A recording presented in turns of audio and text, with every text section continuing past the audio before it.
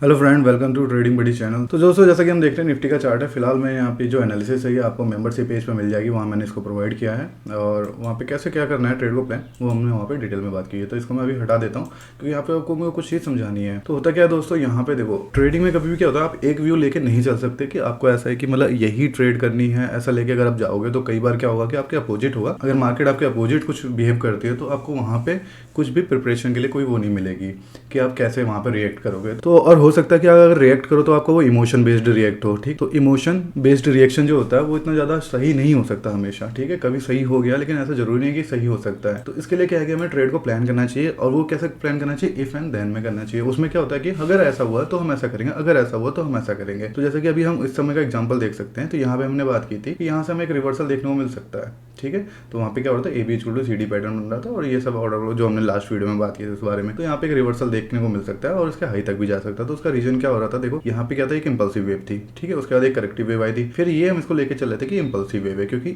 इस वाले impulsive wave का अगर हम कंपेयर करेंगे तो काफी ज्यादा बड़ी इंपल्सिव वेव आई थी। तो ऐसा चांसेस बन रहे थे कि फर्स्ट वेव हो सकती है, ये सेकंड वेव हो सकती है और ये थर्ड वेव हो सकती है, ठीक है। और यहाँ पे हो सकता था कि ये फोर्थ वेव है, उसके बाद से यहाँ पे एक फिफ्थ वेव आ सकती है और उसके बाद से हमारा करेक्शन शुरू होता है। तो होता क्या, मार्केट डायनेमिक होता है और हमेशा चीजें चेंज होती रहती है यहाँ पे। तो यहाँ पे कुछ भी न्यूज आई उसकी वजह से क्या हुआ, गैप डाउन ओपनिंग हुई। तो हमने दूसरा पॉसिबिलिटी भी कंसीडर की थी। दूसरी पॉसिबिलिटी क्या थी हमारी, कि अगर बाई चांस जो ये लेवल है हमारा 470 का लेवल, हमने बात की थी कि 17,470 का लेवल के नीचे अगर प्राइस चला जाता है तो यहाँ पे क्या है कि बुलिश ट्रेड के लिए हमें नहीं कंसीडर करना है। उसका रीजन क्या था दोस्तों, तो सिंपल सा रीजन अगर हम बात करें तो यहाँ पे क्या था कि जो भी अगर आपका इंपल्सिव वेव अगर है ऊपर की, तो उसमें क्या होता है कि जो फोर्थ वेव होती है ये मतलब रूल होते हैं, कुछ रूल्स होती हैं और कुछ गाइडलाइंस होती हैं, ठीक है। गाइडलाइंस का क्या होता है कि आप फॉलो करो ना करो, लेकिन रूल्स आपको क्या होता है कि वो आपको मतलब प्राइस को फॉलो करने चाहिए, ठीक है। और गाइडलाइंस का क्या होता है कि वो मतलब जस्ट गाइडलाइंस है। तो इसमें क्या है कि यील्ड वेव का एक रूल है कि ये फोर्थ वेव जो होगी वो सेकंड वेव की टेरिटरी में नहीं आएगी, ठीक है। तो ये जो भी फोर्थ वेव है, ये जो सेकंड वेव की टेरिटरी कहाँ से हुई, यहाँ से लेके अगर हम इसको हॉरिजॉन्टल रे से देखते हैं, ठीक है, तो इसकी टेरिटरी कहाँ हो गई, इस पॉइंट पे हो गई। और दूसरा जो इसका लो पॉइंट हो गया सेकंड वेव का, वो इस पॉइंट पे हो गया, ठीक है। तो ये हो गया हमारा सेकंड वेव की टेरिटरी।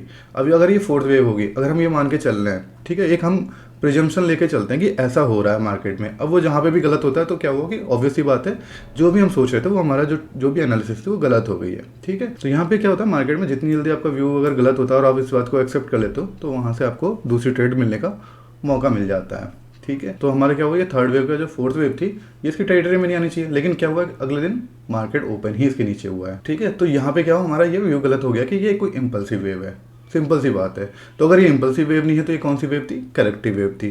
तो करेक्टिव वेव कौन सी हो सकती है, ये देखो हो गई आपकी, एक इंपल्सिव वेव थी, फिर एक करेक्शन था, फिर एक इंपल्सिव वेव थी। तो हम ये मान के चल रहे हैं हमारा डब्ल्यू वेव हो गई और ये एक्स वेव हो गई, उसके बाद से फिर एक जिगजैग वेव आई है। तो यहाँ पे हम कह सकते हैं कि डबल जिगजैग टाइप का पैटर्न हमें देखने को मिला है। तो ये ऑब्वियसली बात है, करेक्टिव वेव हो गई। करेक्टिव वेव कहाँ हो गई, इस वाली इंपल्सिव वेव की हो गई, ठीक है। ये हमारी इंपल्सिव वेव है, उसकी करेक्टिव वेव यहाँ पे हो गई है, ठीक है। उसके बाद से क्या है, चांसेस क्या बनने, ये हमारी अगली इंपल्सिव वेव हो सकती है। क्योंकि होता क्या है, हर इंपल्सिव वेव के बाद एक करेक्टिव वेव आती है और हर करेक्टिव वेव के बाद एक इंपल्सिव वेव आती है। लेकिन उसके लिए क्या, करेक्टिव वेव कहाँ कंप्लीट हो रही है ये आपको अच्छे से समझ में आना चाहिए, तब आप कह सकते हो कि अगली इंपल्सिव वेव शुरू हो गई है। तो ये होता है हमारा, अगर आप इफ एंड देन प्रोसेस के हिसाब से अगर आपने ट्रेड को प्लान कर रहे हो तो आप क्या कहीं पे भी ऐसे नहीं होगे कि मतलब कि आपको समझ में नहीं आ रहा कि मैं क्या करूँ, मतलब मार्केट आपके अगेंस्ट में चली गई है। तो आपको दोनों तरह के प्लान लेके चलने हैं। अगर मार्केट ऊपर चली जाती है तो आपको क्या करना है, वहां से हमें शॉर्ट क्रिएट करना है। मार्केट यहाँ से अगर रिवर्सल देती है तो हम यहाँ से लॉन्ग क्रिएट करेंगे, ठीक है। और यहाँ से भी हमारा जो आगे का ट्रेड प्लान है वो मैंने आपको मेंबरशिप में बताया हुआ है। तो होता है क्या दोस्तों, इफ के पहले जो बात बोली होती है तो उस पर काफ़ी ज़्यादा ध्यान देना चाहिए होता है। कभी भी कोई भी अगर आपको लाइफ में भी ना, अगर इफ से पहले कुछ बोल रहा है कि अगर ऐसा हुआ तो हम ऐसा करेंगे, तो उस पर आपको ध्यान देना चाहिए कि वो किस बात के लिए कह रहा है, ठीक है।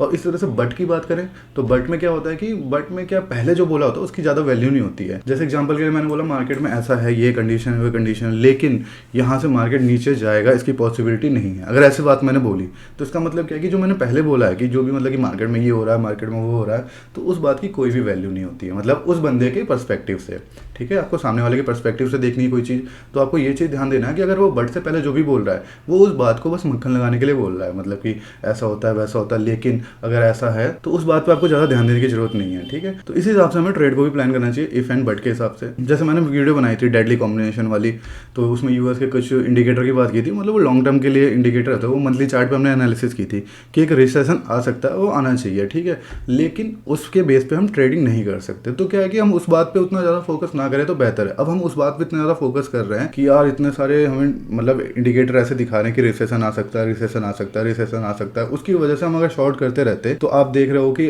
अभी अगर हम ये आवर्ली टाइम फ्रेम में चार्ट करते हैं तो आप देखो यहाँ पे, तो यहाँ पे ना तो प्राइस नीचे गया ना तो प्राइस ऊपर गया। तो अभी भी जो लोग 16,800 के आसपास शॉर्ट कर रहे थे, यहाँ शॉर्ट कर रहे थे, वो अभी भी फंसे हुए हैं। अभी भी उनके जो शॉर्ट का लेवल है वहाँ तक प्राइस आया ही नहीं है। ठीक है, तो ये सब चीज़ों पे आपको ध्यान देना है और ट्रेड को हमेशा ऐसे प्लान करना है कि अगर ऐसा होगा तो मैं क्या करूँगा, अगर ऐसा होगा तो मैं क्या करूँगा। अभी जैसे यहाँ पे प्राइस है, अगर ये नीचे की तरफ जाएगा तो मेरे को क्या ट्रेड लेनी है और कैसे ट्रेड लेनी है। जैसे मैं ब्रेकआउट ट्रेडर नहीं हूँ तो वहाँ से मैं रिवर्सल की पॉसिबिलिटी को कंसिडर करूँगा कहाँ से होगी, और वो रिवर्सल वहाँ पे अगर उसके नीचे गैप डाउन देखने को मिल जाता है तो मैं क्या करूँगा। जैसे मान लो यहाँ पे था तो यहाँ पे अगर आएगा तो मेरे को क्या करना है, यहाँ पे रिवर्सल की पॉसिबिलिटी बन रही थी तो यहाँ पे मैं वही कंसीडर करूंगा।